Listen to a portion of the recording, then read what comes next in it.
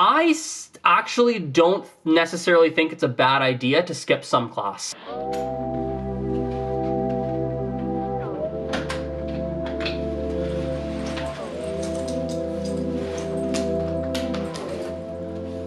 Hello! So, I just got home a minute ago from the library from teaching a French lesson. La vidéo m'a aidé avec le planning parce que il est très difficile pour moi à mémoriser tout. You know, it's interesting. I believe that a really effective way for you to feel connected to and engaged with your language learning is to personalize it as much as possible. So, for example, the student I was teaching here, with him, we are working on a video for his work. We've written a script in French, we're practicing it, he's trying to memorize it, he wants to, you know, he's trying to get the delivery right, the pronunciation right, etc.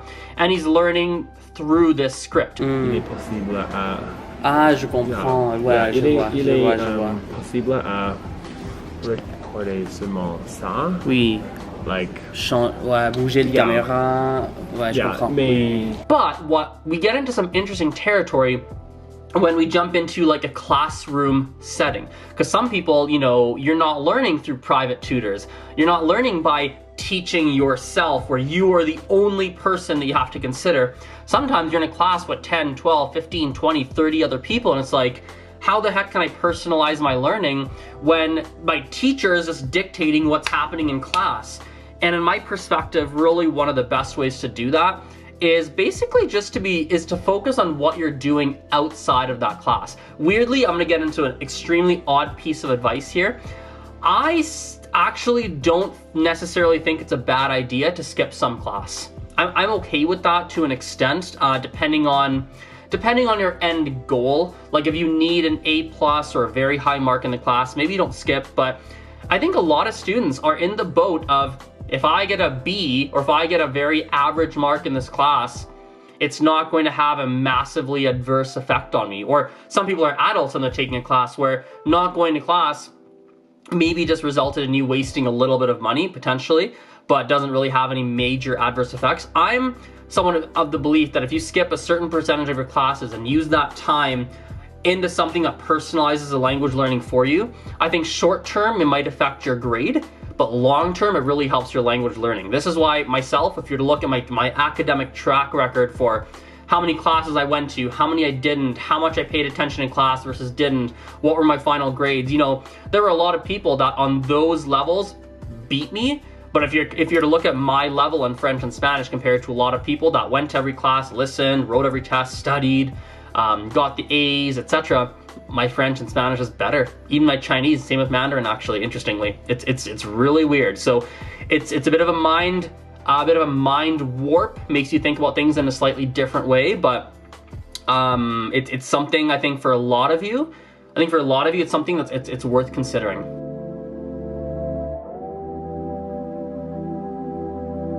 J'ai appris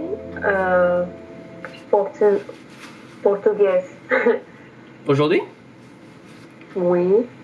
J'ai commencé d'apprendre cette langue, donc c'est un challenge pour moi d'apprendre cette langue dans 2 semaines. 2 semaines? Pourquoi 2 semaines? J'aime les challenges. Ah, challenge, c'est défi. Et donc, tu vas atteindre quel niveau en portugais? Je pense que je vais avoir le niveau A1.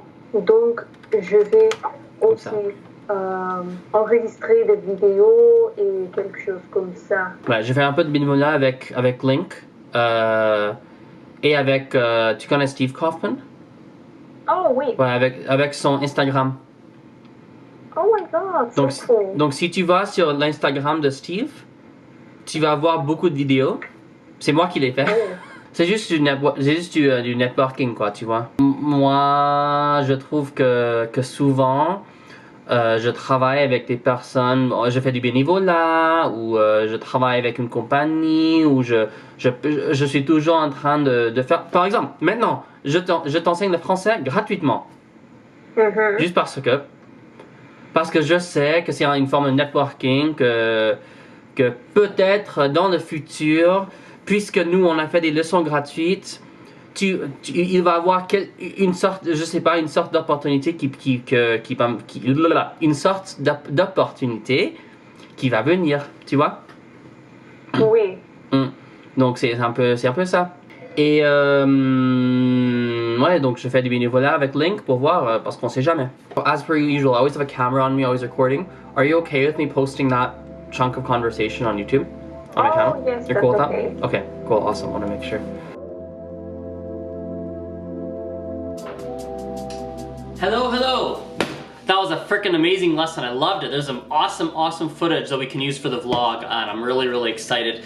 And I was just actually reading through some comments on YouTube right after I taught that lesson, and I want to go through one comment in particular. And the comment is this one. Can you read it? Can you read it? Absolutely not. So let me just read it out to you. Long story short, someone was saying, hey, I've been learning Spanish. I'm really struggling with some of the speaking and the listening side. And he said something very interesting. He said, you know, I've been learning Spanish for about 200 days, and I study about roughly 1 hour per day, but sometimes it's a little bit more, right? And sometimes it'll less depending on, depending on the day, obviously. And the important part, the key part of this comment, of this sentence, this one right here, right there, is that basically he said he's been learning for 200 days, and he's tracked that 200 days. And the reality is that in my perspective, if you're tracking things that tightly in the early phases of learning a language, we've got a bit of a problem. Because likely, if you're tracking things that tightly early on, you're probably being way too minute with your language learning. And what that means, if you're too minute, you're looking for progress way too soon, and you're gonna be discouraged if you don't see progress. And not to say don't track things, I think there is value in it.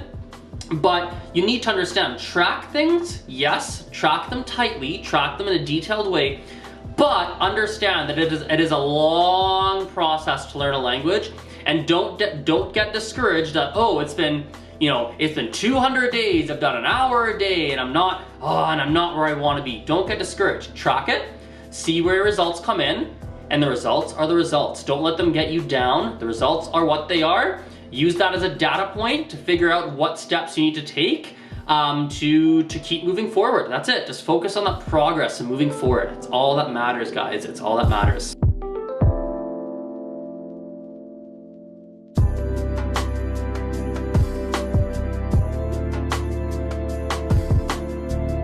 Et nous